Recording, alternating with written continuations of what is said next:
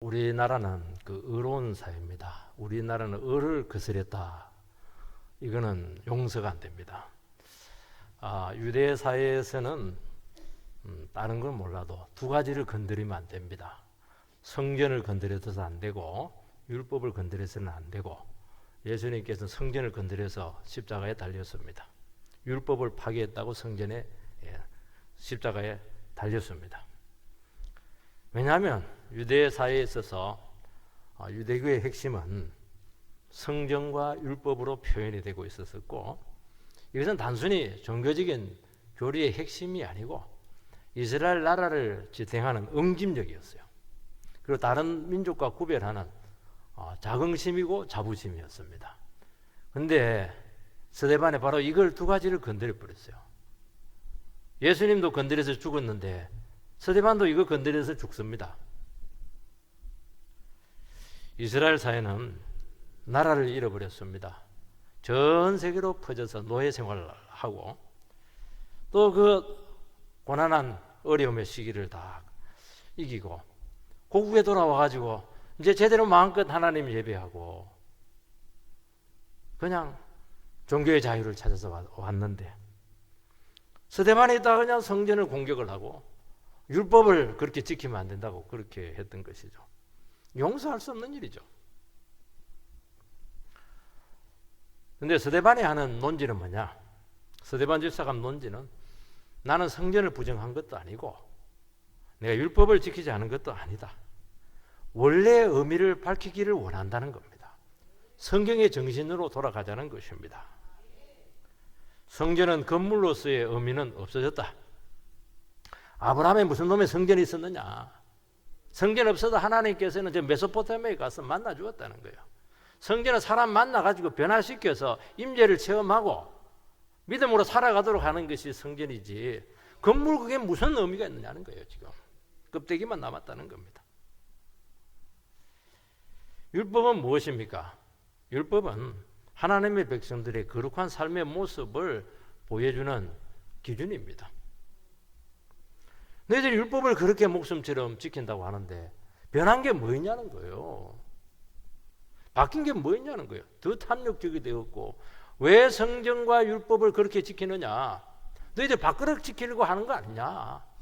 그렇게 얘기한 것입니다. 좋다. 율법을 누가 주었느냐?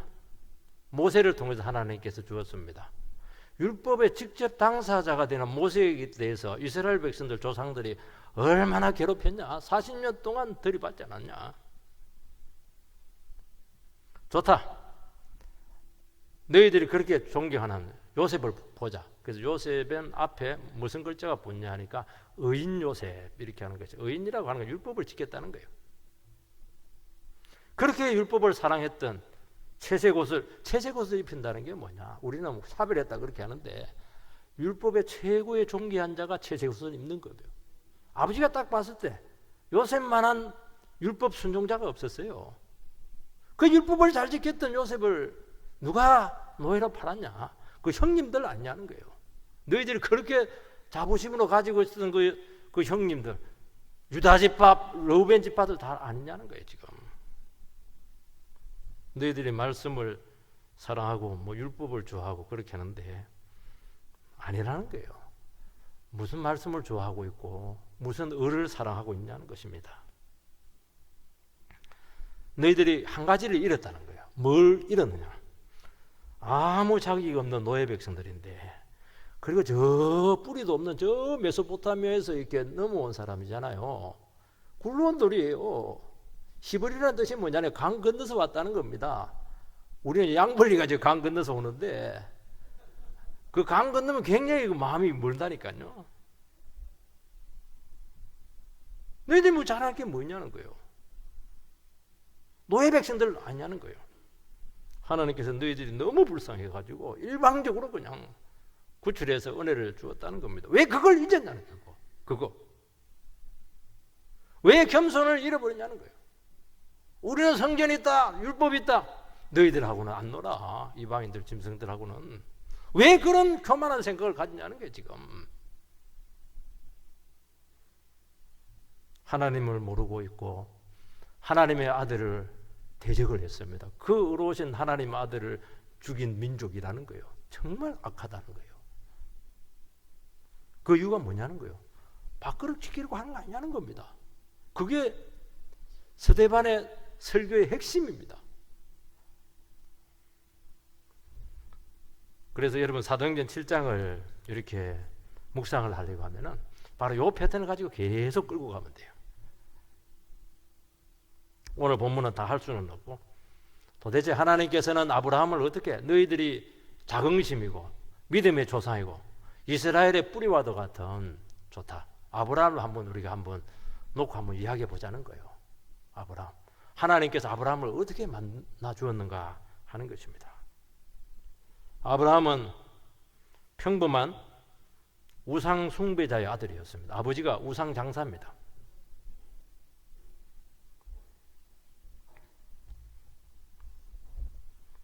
하나님께서는 그를 찾아가서 선택하셨고 믿음을 주셨고 약속을 주셨습니다. 험하게 살아갈 인생인데 하나님께서 찾아가서 만나 주신 거예요. 하나님께서는 그 하나님과의 만남을 통해서 완전히 인생이 바뀌게 되었고 다 버리고 하나님 말씀 하나 붙잡고 모험적인 삶을 살게 되었다는 것입니다. 아브라함의 믿음이 좋아서가 아니에요. 하나님께서 찾아가서 만나 주었다는 것입니다. 너희들 아브라함의 후손이라고 생각을 하는데 그렇다면 믿음의 조상이라고 하는 그 자부심만 가지고 있을 것이 아니고 아브라함같이 믿음 생활을 하고 있느냐? 다 버리고 정말 하나님 말씀 붙들고 살아가고 있는가? 변화되었는가? 왜 거기에 대한 질문을 하지 않느냐고 지금 도전하고 있는 것입니다. 여러분 지금 교회 생활하고 있잖아요. 10년이 되었어요. 우리는 멧돼손들도 여기 많이 계십니다. 좋다. 그렇게 뼈대 깊은 믿음의 가문에 있다. 근데 너희들이 지금 삶이 어떠냐는 거예요 지금. 한 서너 가지를 살펴보겠습니다. 첫 번째는 하나님께서 먼저 찾아가셨다는 것입니다. 2절 말씀을 읽어보면은 스데반이 이르되 여러분 부형들이여 들으소서 우리 조상 아브라함이 하란에 있기 전 메소포타미아에 있을 때 영광의 하나님이 그에게 보여. 아브라함의 인생은 엄마로부터 태어났을 때가 아니고 하나님께서 그를 찾아왔을 때부터 인생의 첫 페이지가 시작이 되었습니다. 아브라함이 살던 곳은 메소포타미아인데 아마 세계사 시간에 배웠을 것입니다. 사도의 문명 발상지예요. 그때는 최고로 문명화된 사회였습니다. 그는 우상 숭배자였고 아무 소망이 없었습니다. 너무나 절망적인 인생을 살아가고 있었습니다. 재산은 좀 있었을 것 같아요. 그는 나이가 75살이 됐는데도 불구하고 아들이 없었습니다. 아들이 없어요. 75살이면 끝난 겁니다. 노아 홍수 이후로 하나님께서는 홍수로 심판하지 않겠다 그 약속을 했는데 인간들은 바벨탑을 막 쌓고 하나님을 거역을 하고 막 죄를 막 쌓고 있었습니다. 다시 제2의 지금 홍수를 터뜨려야 되는데 그렇게 하지 않고 아브라함을 뽑아서 새로운 구원을 주시겠다는 것입니다. 하나님께서는 소망 없는 한 인간을 주목하시고 찾아가셨습니다. 하나님을 만난 후 아브라함은 그때부터 결코 평범한 인생이 될 수가 없었습니다. 믿음이라고 하는 것은 뭐냐? 믿음은 나에게서부터 시작되는 것이 아닙니다. 내가 믿음이 좋아하기 때문에 내가 믿음의 가문에 있었기 때문에 도움이 될지는 모르겠어요. 내가 믿은 것도 아니에요. 내가 믿을 만한 어떤 자격이 있어서 믿는 것도 아니에요. 내가 좋은 교회를 다녔기 때문에 믿은 것도 아니에요. 도움이 돼요. 누군가 나를 전도했기 때문에 믿은 것도 아니에요. 전도 100명 해보시기 바랍니다. 한 명 믿기 힘들어요 지금. 그 한 명이 누가 믿게 한 겁니까? 내가 믿게 한 것입니까? 아니잖아요. 하나님께서 찾아가신 것입니다. 그러니까 너무나 이해할 수가 없습니다. 생각지도 못했는데 하나님께서 나를 강권적으로 찾아오셨다는 것입니다. 막 독수리가 나를 덮치듯이 막 덮쳐가지고 나를 낚아버렸어요. 인생을. 언제요? 내 인생에서 소망이 없었을 때, 인생 파산했을 때, 제일 비참했을 때, 인생 바닥에 있을 때, 자신감을 전부 다 잃어버리고 살아야 될지 말아야 될지, 내가 이렇게 의미 없이 험하게 살아가는 것이 무슨 의미가 있을까? 모든 소망을 다 잃었을 때 하나님께서는 만나 주셨습니다. 하나님께서 그때 만나 주지 않으면 그것은 인생은 끝나는 거예요. 안 끝나더라도 달라질 게 하나도 없어요. 우리가 구원을 생각할 때마다 너무 이상해요. 왜 나 같은 사람을 찾아왔을까? 저 옆집에 있는 아저씨가 더 나은데, 형님이 훨씬 더 뛰어난데 왜 나를 찾아왔을까? 왜냐하면 나는 찾아갈 만한 사람이 아니거든요. 내가 뭐 잘 나갔습니까? 내가 그렇게 인기가 많았습니까? 내가 성공했습니까? 아니잖아요. 제일 못난 사람이었잖아요. 하나님께서는 왜 이런 구원을 우리에게 주시느냐 하는 것입니다. 그것은 은혜의 가치를 알도록 하기 위해서라는 겁니다. 제일 부족한 사람, 제일 못난 사람, 제일 실패한 사람, 제일 실망한 사람, 이런 사람 찾아가가지고 하나님께서는 너 인생 만들어 줄게. 그 말은 뭐냐? 잘난 사람 막 시기하라고 그렇게 한 게 아니에요. 이 부족한 사람을 하나님께서 구원해서 아름다운 인생을 만들었다면 이 세상에 구원받지 못한 사람이 누가 있겠냐는 거예요. 누구든지 나오라는 거예요. 누구든지. 만약에 자기가 잘났을 때 하나님 찾아가면은 자기가 잘나서 믿었다고 그래요. 자기 공로 막 붙듭니다. 자기 자랑 막 해요. 여러분, 믿음은 은혜가 모든 것이 되도록 하는 것입니다. 여러분, 아브라함을 누가 찾아갔습니까? 영광의 하나님이 찾아갔습니다. 영광이라고 하는 것은 특별한 것이잖아요. 눈에 딱 드러나잖아요. 구별되잖아요. 원래 헬라어로 영광 이러면 독사입니다. 물을 뜯는 독사가 아니고 독사예요. 이 세상에 없는 것, 하나님의 것이 나타난 것, 이게 영광입니다. 하나님의 말씀은 이 세상에 없는 계시입니다. 인간의 사상이 아닙니다. 이것은 진리이고 이 말씀대로 살면 길이 있고 내 모든 문제에 답을 제공합니다. 하나님의 말씀을 딱 들으면 그게 와요. 저는 첫 설교를 더 들었는데 아직도 기억을 해요.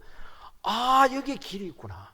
여기에 내가 고민하던 모든 문제들을 풀 수 있는 여기에 모든 공식이 다 있구나. 그때부터 여기까지 달려왔어요. 수십 년을. 한 번도 옆길 가지 않았어요. 하나님이 나를 너무나 잘 알고 찾아오셨다는 거예요.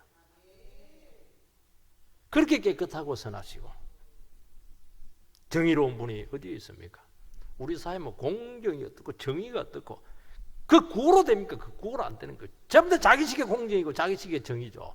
자기 편은 내로남불이잖아요. 하나님은 그런 분이 아니라는 거예요. 진짜 정의로우신 분이시고 선하신 분이시고 그분 앞에 모든 죄는 용납이 되지 않습니다. 그 하나님께 눈이 멀어야 되지. 어떻게 세상 영광에 눈이 멀 수가 있겠는가 하는 질문인 것입니다. 그래서 우리가 영광의 하나님을 만나게 되면 세상 영광은 그 순간 빛을 다 잃어버립니다. 그리고 그 하나님의 영광에 인생을 던지게 되는 것입니다. 내 인생을 버려야 되는데 버리고 나서 아깝다 그런 사람 없어요. 하나님의 부르심에는 후회하심이 없어요. 야, 내 인생에서 최고의 선택이 그대를 만난 것이 또 참 대단하지만 그보다 훨씬 대단한 게 하나님을 만난 거예요. 그거 노래를 부르잖아요 지금. 그래서 하나님께서 우리를 찾아오시면은 막 독수리가 우리를 덮치듯이 우리가 사로잡히게 되는 것입니다. 그래서 하나님께 딱 부르는 순간 한걸을 못해요. 도망을 못 쳐요. 무조건 예스입니다. 베드로 따라와. 예! 아버지와 배 가족 다 버리고 쫓아버렸잖아요. 그게 뭐라고? 왜냐하면 하나님께서는 나를 너무나 잘 아시고 부르셨어요. 우리에 대한 목적을 가지고 불렀다는 것입니다. 그 위대한 하나님의 계획 앞에 내 계획이 무슨 소용이 있겠어요. 다 버리게 되는 것입니다. 그래서 우리를 하여금 최고의 인생이 되게 하신다는 것입니다. 내가 노력해서 그 인생 되겠어요? 아닙니다. 우리 노력은 아무 상관이 없어요. 노력은 하게 될 겁니다. 하나님께서 책임을 지시고 너 인생을 책임지시고 이끌어가 주겠다. 그게 믿음인 줄 믿으시기 바랍니다. 두 번째는 버려야 되고 떠나야 됩니다. 3절 4절 이르시되 내 고향과 친척을 떠나 내가 내게 보일 땅으로 가라 하시니 아브라함이 갈대 사람의 땅을 떠나 하란에 거하다가 그의 아버지가 죽음에 하나님이 그를 거기서 너희 지금 사는 이 땅으로 옮기셨느니라. 주님께서 찾아오셔서 부르시면은 다 버리고 단절하고 떠나야 됩니다. 고향을 떠납니다. 친척을 떠납니다. 아버지를 떠납니다. 나의 인생 계획 버립니다. 나의 인생 가치관들 내려놓습니다. 옛날에 그냥 술친구들 관계들 전부 다 정리합니다. 주님 부르면 딱 두 가지를 해야 됩니다. 다 버려야 돼요. 그리고 떠나야 됩니다. 본토 친척 아버지 집을 어떻게 떠납니까? 75년 동안 기반을 닦아놨는데 못 떠나요. 거기서 다 나오는데 좋은 게 내가 다 투자한 곳인데. 그래서 절대로 스스로 떠나지 못합니다. 너무나 익숙한 곳이고 의지할 대상들은 거기에 다 있습니다. 끊으라는 거예요. 그리고 내 자신과도 끊으라는 거예요. 내 자아와도 끊어야 돼요. 내 생각이 중요한 게 아니에요, 여러분. 내 감정이 중요한 게 아니에요. 다 끊어야 돼요. 하나님 말씀 하나 의지하고 하나님만 섬기도록 하시기 위해서 그렇게 하는 것이지 우리를 가난하게 거짓 만들기 위해서 그렇게 하는 것이 아니라는 것입니다. 믿음으로 살도록. 이건 배워야 되거든요. 이 세상에 없는 삶이거든요. 이제부터 너는 나만 상대라. 아무래도 친척들이 많고 주위가 있으면 간섭이 많아요. 명절 때 자꾸 내려오라고 그래요. 절하라고 그래요. 힘들어요. 그래서 아예 막 욱대나 버리면 그때는 전화도 없으니까 낫죠. 그래서 바닥에서부터 나와 함께 신앙을 배워라 하는 것입니다. 여러분, 신앙이라고 하는 것은 지금까지 살아온 삶의 연장이 아니면 자꾸 연장을 시키려고 그래요. 내가 여기서 신앙을 통해서 더 위로 올라가자. 아닙니다. 단절이에요. 과거와의 단절이고 나와의 단절이고 주위와의 단절이고 환경과의 단절이에요. 끊어져야 돼요. 익숙한 환경과 새로운 관계를 맺어야 되는 겁니다. 그래서 우리가 예수를 믿는 순간 어제까지만 해도 내 엄마인데 이상해. 내 엄마는 맞긴 한데 이상한 엄마야. 내가 늘 다니던 길인데 이상한 길이야 이게. 내가 늘 몸담고 있던 집이었는데 이상한 집이야. 낯설어요. 내가 바뀌었거든요. 소속이 바뀌었어요. 하나님 가정으로 바뀌어버렸어요. 여러분, 과거의 삶을 버리지 못하고 연연해 하면은 절대로 출발을 하지 못합니다. 가더라도 중도하차합니다. 롯의 철을 생각해라. 왜 뒤를 돌아보냐는 거죠. 신앙은 계속 버리는 것입니다. 언제까지? 천국 갈 때까지. 우리는 계속 쌓는 것이라는 생각이 아니, 전부 다 버리는 거예요. 처음에는 본토 친척 아버지 집을 버립니다. 두 번째는 존목 조지를 버립니다. 조카 롯을 버립니다. 86세에 낳은 아들 이스마엘을 버립니다. 100세에 낳은 아까운 그 아들을 버리라고 합니다. 전부 다 버립니다. 신앙은 다 버립니다. 이거는 못 버리는데, 이거는 내가 절대로 마지노선인데 그걸 버려야 신앙이 시작이 되는 거예요. 하나님께서 버리라고 하는 것은 더 좋은 걸 주기 위해서 그렇게 하는 것인데 그거 붙잡고 있으면 신앙이 안 나와요. 버리면 버릴수록, 떠나면 떠날수록 하나님하고 딱 밀착이 됩니다. 그러면서 그때부터 내 인생이 아니고 하나님께서 이끄시는 인생이 될 줄 믿습니다. 그래서 내 것이다 싶은 건 다 버리죠. 돈도 버리고 집도 버리고. 마누라 버리지 마세요. 버린다는 게 그게 아닙니다. 당신도 내게 아니라는 거예요. 천국 갈 때까지 하나님께서 외로우니까 같이 친구로 같이 그냥 신앙의 동지로 살아가는 것이지. 어디 내 거예요 그게. 그 자식이 너 겁니까 그거? 쳐다보지도 않아요. 애인 생기면. 자기 알아서 떠납니다. 내 거 아닙니다 그거. 내 거니까 문제가 되는 거예요 지금. 보내세요. 버리세요. 그래서 하나님의 것으로 채워지는 것입니다. 그러면서 점점 신앙의 깊이가 깊어지고 말씀의 뿌리가 깊이 내리는 것입니다. 뿌리를 내려야죠. 말씀의 깊이가 없는 게 지금. 그러면 막 그냥 바람이 불면 흔들리고 뿌리가 뽑혀버릴 거예요 지금. 뿌리가 깊이 들어가야. 비가 안 오고 기근이 와도 깊은 데서 샘을 끌어올릴 텐데 끌어올릴 물이 없는 거예요 지금. 그러니까 열매가 없죠. 열매가 없죠. 내가 내게 보일 땅으로 보낸다고 했습니다. 주님을 의지하고 가면은 하나님께서 땅을 보여주십니다. 요즘 막 뜨고 있는 땅이 광주가 좀 뜨는 것 같기도 해요. 그 땅 아닙니다 이거. 하나님의 계획이 나타납니다. 하나님께서는 그 뜻을 나를 통해서 이루십니다. 그래서 크리스찬들은 뭐냐? 주님께서 우리를 보내세요. 내가 보일 땅으로 가라는 거예요.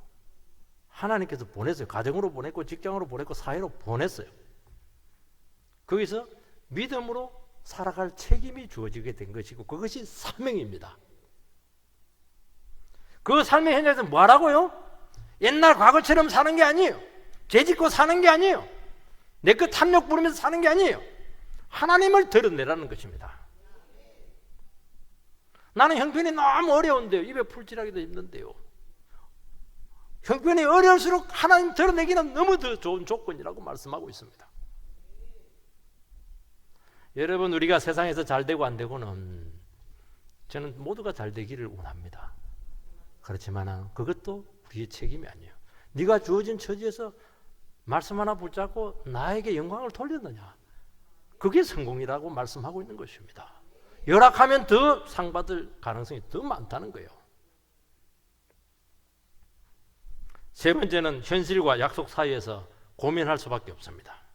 5절 말씀을 읽어보면, 그러나 여기서 발붙일 만한 땅도 유업으로 주지 아니하시고 다만 이 땅을 아직 자식도 없는 그와 그의 후손에게 소유로 주신다고 약속하셨으며, 하나님께서 약속 믿고 다 버리고 왔는데 발붙일 만한 땅 한 평 주지 않았어요. 아니, 아파트는 아니라도 빌라라도 한 채 줘야지. 주긴 준다고 그래요. 근데 네 후손에게 주겠다는 것입니다. 지금 75세인데 아들 하나 있는데 무슨 놈의 후손이 있어요? 하나님 다 버리고 왔는데 현찰을 주세요. 현찰. 왜 실현 불가능한 약속을 주십니까? 갈등이죠. 지금 나는 직장이 필요해. 지금 돈이 필요한데 실존적으로 위기를 맞는다는 것입니다. 아니, 주님 믿고 딱 갔는데 위기가 찾아와 버렸어. 형통은커녕 갈등이 오는 거예요. 지금이라도 늦지 않았으니까 눈에 보이는 현실을 쫓을 것인가, 미련하지만은 어차피 믿음으로 떠났으니까 약속을 붙들 것인가, 이게 갈등이에요. 근데 이 갈등이 한 번으로 끝나잖아요. 형편이 어려울 때마다 이 갈등이 막 속에서 올라옵니다. 괜히 믿었단 말이죠. 괜히 그때 은혜 받아가지고 그냥 예수 믿는다고 해서 등록을 하는 바람에 이러지도 못하고 저러지도 못하고 돌아가려니까 또 믿음으로 사는 게 아깝기도 하고 계속 갈등이라는 게. 여러분, 믿고 왔는데 형통일 수도 있지만 아닐 수 있습니다. 살아가는데 꼭 필요한 현실적인 것까지도 채워지지 않을 때가 많습니다. 하나님 말씀 붙들었잖아요. 믿음으로 붙들었잖아. 왜 거대를 주지 않습니까? 홍기를 지금 놓쳤어요. 지금 왜 취직이 안 됩니까? 왜 먹고 사는 문제가 해결되지 않습니까? 왜 하나님께서 직장은 주긴 해요. 일용직, 임시직. 왜 정식 직장을 안 주십니까? 지금은 거의 정식 직장이 완전히 우상입니다. 누구나 다 결혼하면 자식 가지는데 나는 75세가 되도록 뭡니까 하나님이고 지금 말만 하고. 그래서 자꾸 갈등이 되고 후회가 되는 것입니다. 형통은 뭐라고 했습니까?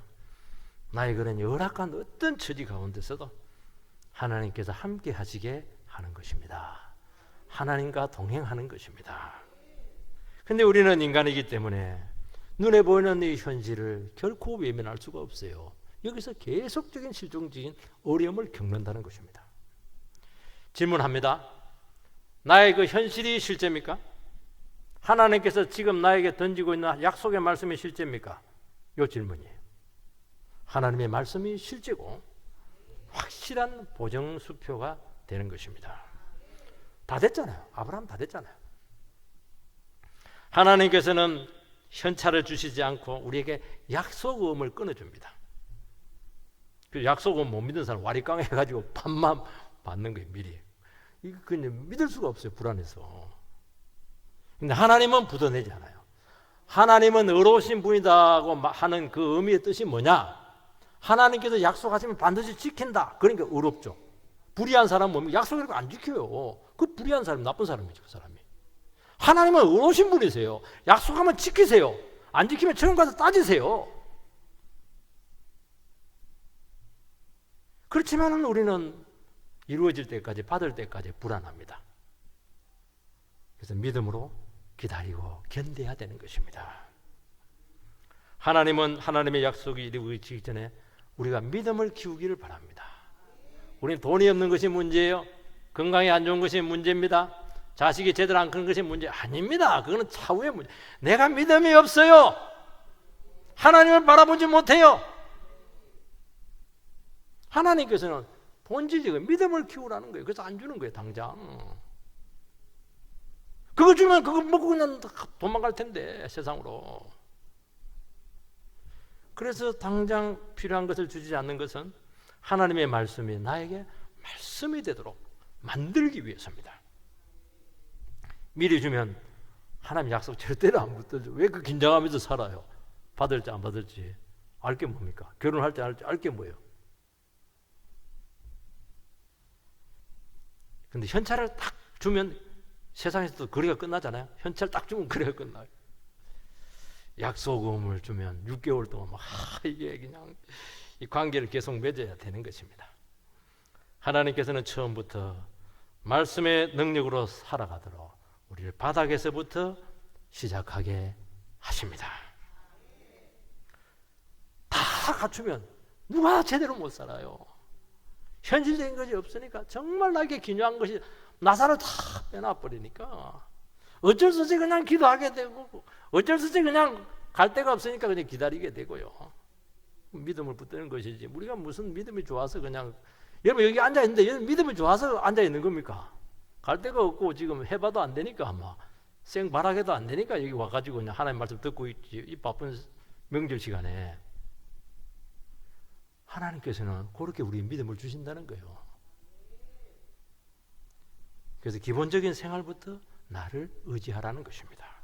작은 것부터 의지하라는 겁니다. 그러면 재미가 있어요. 하나님께서 작은 것부터 이렇게 만들어 주세요. 창조의 말씀은 창조의 능력이잖아요. 이상하게 없는데 다 만들어줘. 그래서 가장 중요한 것이 말씀입니다. 하나님께서는 우리에게 뭘 줍니까? 시시한 거 안 줍니다. 세상 사람들이 가지는 것은 시시한 거예요, 여러분들 그거. 하나님 그거 눈만 깜짝해서 다 줄 수 있어요. 삼성전자 진짜 그냥 부러워요. 부러워하지 마세요.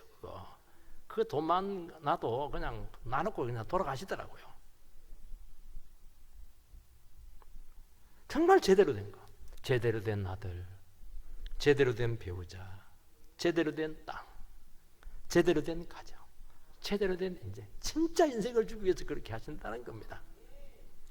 여러분, 신앙에서 귀한 것은 과정이고 반드시 중요한 것은 시간이 걸리는 것입니다. 왕도 없어요. 속성 뭐 그거는 입시학원에 있는 것이지 신앙은 속성이 없어요. 겪어야 되고 고민해야 되고 대가 지불할 거 다 지불해야 돼요. 아브라함이 말씀을 붙들고 다닌 곳이 나중에 보면 전부 다 소유가 됩니다. 왜냐하면 믿음으로 베델을 갖고 믿음으로 브엘세바를 갖고 믿음으로 헤브론을 갖거든요. 믿음으로 한 것은 전부 다 남는다. 영원히 남는 거예요. 우리가 생각할 때 아브라함은 목축업이니까 목초지를 따라서 움직인 거 아닙니다. 한 지역에서 또 한 지역으로 옮긴 것은 현실과 약속 사이에 고민하다가 그래도 좋아. 하나님 약속을 믿자. 약속을 믿고 믿음의 발걸음을 뗐잖아요. 롯네는 좋은 땅가 나는 나쁜 땅 갈게 얼마나 발걸음이 힘들었겠어요. 그래도 그 산지로 믿음의 발걸음 떼잖아요. 그래서 만나 주시잖아요. 하나님께서. 하나님 만나는 곳이 윤택한 곳이죠. 하나님 계신 곳이 복된 곳이죠. 땅이 기름진 곳은 롯은 망했잖아요. 그거 소돔 땅에서. 그래서 아브라함은 가는 곳마다 제단을 제일 먼저 쌓습니다. 여러분 약속을 붙들면은 영원히 살아납니다. 불가능한 약속이 나에게서 이루어지기 시작합니다. 뜬구름 잡는 이 말씀이 현실이 되기 시작하는 것입니다. 그러나 현실을 붙들면 이상하게 캄캄해져. 소망이 없어져요. 미래가 있는 것 같은데 미래가 없어요. 처음에 있는 것 같은데 가보세요. 없어요. 대책이 없어요. 영성이 팍팍 떨어집니다. 결국에는 세상으로 떠내려간다는 것입니다.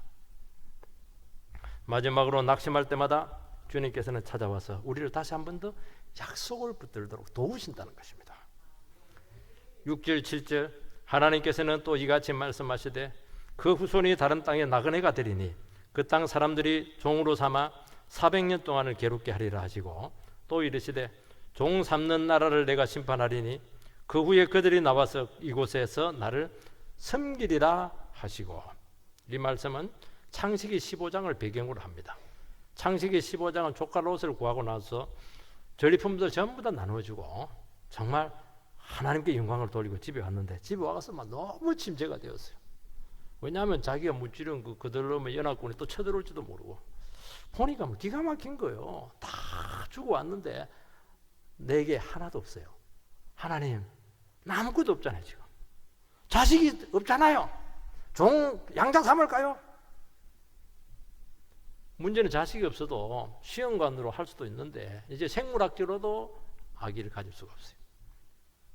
그런데 하나님께서는 어떻게 합니까? 찾아와 가지고 내 후손이 애굽에 내려가서 400년 종살이 하다가 애굽을 다 심판하고 가나안으로 돌아와서 하나님을 섬기는 백성 되게 할 거야. 믿어집니까? 나는 지금 아들 하나 없어요. 지금 뭐 부부가 지금 아기를 낳을 수가 없어요. 생물학적으로. 이 말이 믿어집니까? 안 믿어지잖아요. 너무 비현실적이잖아요. 너무나 먼 미래잖아요. 400년 후라고 그러잖아요. 400년 후. 피부에 와닿잖아요. 이해가 안 돼요. 믿음은 뭐냐? 이해 안 되고 말도 되지 않고 현실적으로 경험적으로 도저히 과학적으로 증명할 수 없는 그 약속을 붙드는 것이 믿음인 줄 믿습니다. 나머지는 자기 경험을 믿는 거예요. 자기 신념을 믿는 거예요. 그건 누가 못 믿어요. 그거. 우리는 자기 그림을 전부 다 그리고 있어요. 몇 살 되면 집을 몇 채를 사고 가만 몇 분 옮겨버리면 큰 집이 되고 장가 보내고 그리세요. 그러다가 그냥 끝나는 거예요. 그게 무슨 의미가 있어요? 의미가 없는 것보다도 그것도 귀한 것이지만은 하나님은 다른 그림을 그린다니까요. 훨씬 더 큰 그림을 그리세요. 내가 예수 죽여가지고 너 구원했는데 그걸 시시한 줄 하도록 부르자는 거예요 지금. 여러분 크신 하나님을 바라보시라는 것입니다. 우리는 눈에 보이는 것을 가지고 전부 다 계산을 다 해내요. 1억 있으니까 이거 가지고 2억을 불리고 10억을 불리고 전부 다 그 계산하잖아요 지금. 너무 근시안적이라는 거예요. 근시안적이에요. 작은 건물 하나 세워놓고 거기서 그대와 나와 안주하면서 여행하면서 오손도손 살자. 그렇게 되기도 바라지만은 하나님께 물어보세요. 그게 내 맞는지. 하나님께서는 큰 계획을 가지고 우리를 이끄시는 줄 믿습니다. 하나님께서는 우리가 알지 못하는 가운데서도 계획대로 이끄시는데도 불구하고 우리는 내 그림이 자꾸 있다 보니까 자꾸 충돌이 되는 거예요.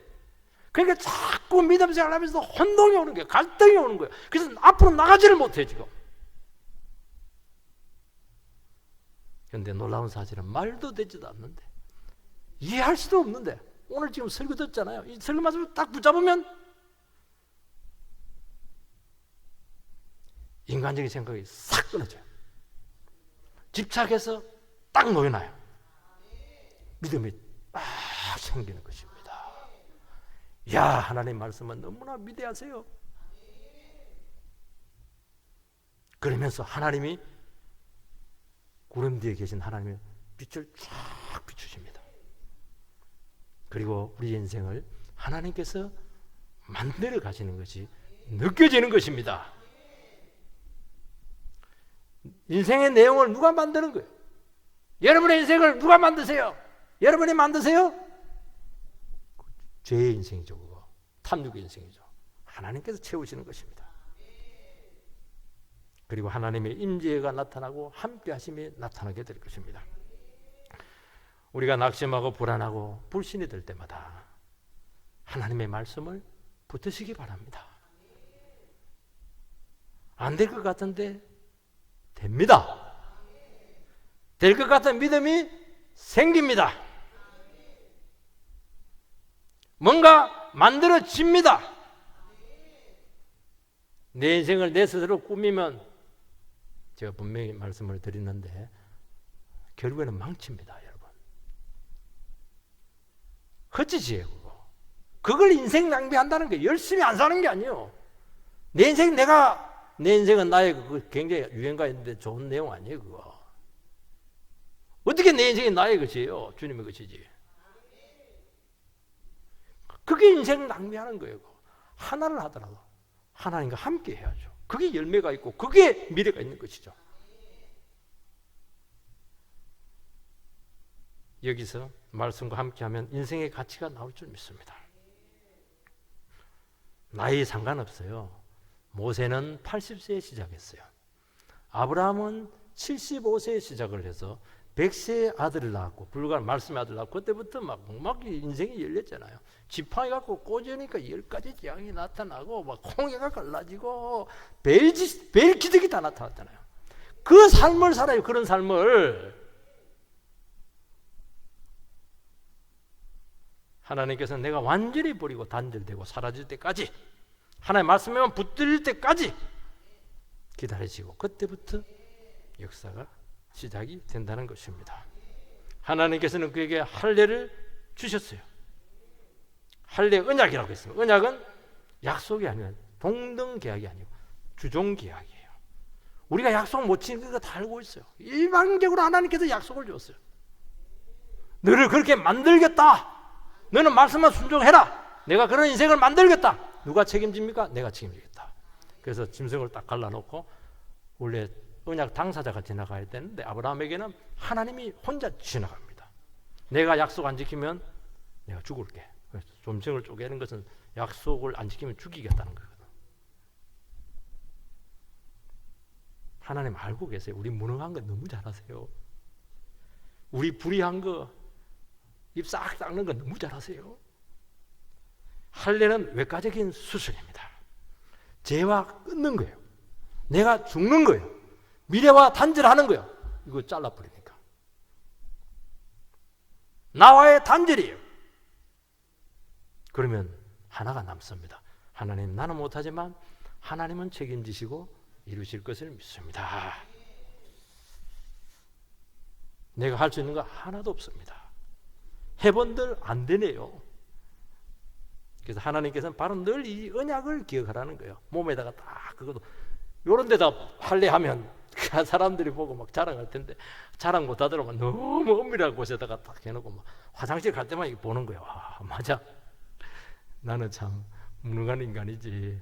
하나님께서 나를 이끄시지. 하나님 참 그 언약의 표정도 뭐 이제 알고지내다 그냥 박아놔가지고 자랑하고 싶은데 자랑을 못해요. 이거 우리는 예배 드릴 때마다 자꾸 이런 은혜가 기억이 나야 돼. 뭐 어쩌면 찬양할 때마다 그냥 눈물이 터지는 분들이 계세요. 하나님, 나는 무능한데 하나님께서 나를 이렇게 이끄셨네요. 막 봉사할 때, 전도할 때마다 그냥 주님께서 그냥 나를 그냥 새롭게 하세요. 예배 드릴 때마다 그렇게 하는 거예요. 그런 은혜의 삶이 되기를 주의 이름으로 축원드립니다.